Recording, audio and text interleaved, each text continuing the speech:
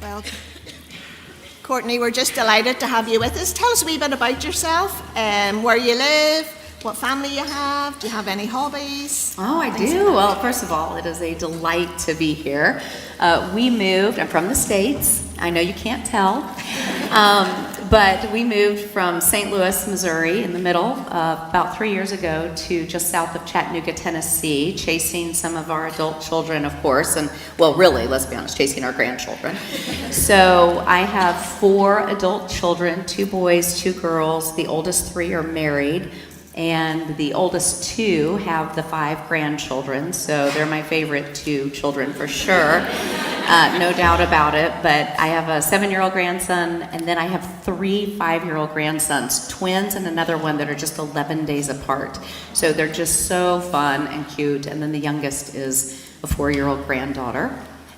We have a goofy dog named Walter, and we just added some horses to the mix. So a pony for the grandkids, of course, and then a little one for me.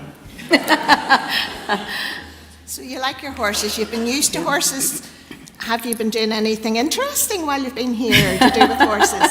So I come from a long line of horse people, and my family originated in Crumlin, and my mom just finished writing a book on our family history called From Ireland to Oklahoma. And for several generations back, they were cattle ranchers and cowboys, and they had thoroughbred racehorses. And so my mom came with me, and we decided we wanted to go see horse country in Ireland, feeling we had a real connection with it. And so Gail connected us with Jen, who works at the Irish National Stud, and she connected us with a trainer who let us go watch his horses gallop like 7 a.m. on Thursday morning. So it was misty and kind of rainy, and there were about 7 horses that they took out for a gallop, and it was magical. It was absolutely magical to hear them, the sound of hooves coming down the track. It was absolutely beautiful. I need to take this off, don't I? I can hear it clicking. I'll be the one ear-ringed girl for the rest of the day. Well, look, we're delighted you managed to do something of interest while you've been here. Tell us a wee bit about what you do with the Gospel Coalition. Well, I have to clarify the clock story, because it's even funnier. It's even funnier than that. We landed in Dublin, and I said, Mom, do you want to go straight to Kildare? What do you want to do? And she said, well, that Waterford clock that I have in my bathroom. She said, the clock piece has not been working, and I've tried to get it fixed, and I can't, and I brought it with me. So she had it wrapped up, and I said, well, do you want to drive to Waterford and get this? So it wasn't even the whole clock. It was just it was the clock, but it goes in her little Waterford thing that sits on her bathroom. So we went down, and they just pulled out a drawer and pulled out the clock, and she bought it, and we left. So it was a very quick trip to Waterford. But yes, that is that is what we did. So it was just a trip all the way to Waterford from Dublin just to buy a clock. Well, it took me that long to try to remember which side of the road to drive on.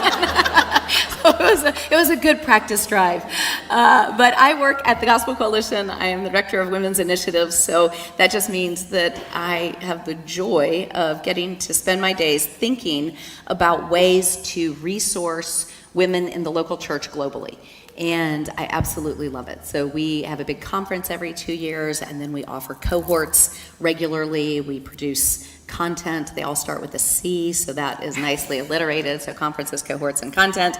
And that's what I get to spend most of my days doing. Well, a lot of us have really appreciated those resources and have made use of them. But you've written a number of things yourself. So tell us even what made you think of From Garden to Glory, first of all. Well, it actually, even though it just came out last year in the format that it's in, it was actually the first thing I wrote. So in 2010, my husband and I literally sold our little farm in Kansas and moved to St. Louis to go to seminary. And we went to seminary together, and the very first class we took was this year-long course called Covenant Theology, and the seminary invested 5 professors in it. So it was just a really foundational course, and it really changed the way I read the Bible, and it changed the way that I understood God's faithfulness and love for me. It really rocked my world, and I thought, not everybody can spend a year long sitting in this class, and so I wanted to take that content and then make it accessible and available to all of us, because it was paradigm shifting in my understanding of God's word. But even more than that, it just anchored me so deeply in his love that I just thought, oh, we all need to be able to read the Bible as this one cohesive story.